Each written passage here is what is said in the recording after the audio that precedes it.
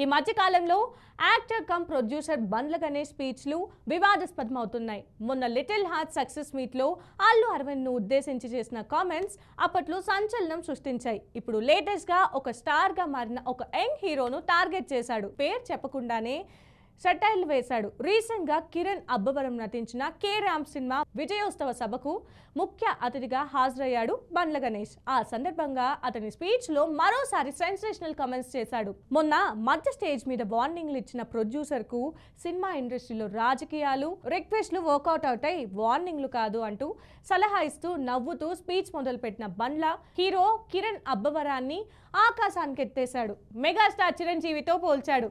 ఒక్క cinema hit అవ్వగానే WhatsApp ఏం కావాలి ఏంటి అని మాట్లాడి అర్ధరాత్రి కూడా కళ్ళద్దాలు పెట్టుకొని కాలు మీద కాలేసుకొని కూర్చునే ఈ రోజుల్లో హిట్ మీద హిట్ కొడుతూ మన ఇంట్లో కుర్రాడ్లా ఉండే కిరణ్ అబ్బవరం లాంటి కుర్రాడు ప్రతి ఇంట్లో ఉండాలంటూ కామెంట్ చేశాడు. అయితే బండ్ల గణేష్ స్పీచ్లో అతను చేసిన కామెంట్స్ విజయ్ దేవరకొండ గురించా అని సోషల్ మీడియాలో ఆసక్తికర చర్చ మొదలైంది. అప్పట్లో సినిమా ఫంక్షన్లకు అతను వేసుకొచ్చిన డ్రెస్ల గురించే బండ్ల గణేష్ చేసిన ఈ కామెంట్స్ అని సోషల్ మీడియాలో హాట్ డిస్కషన్ నడుస్తుంది.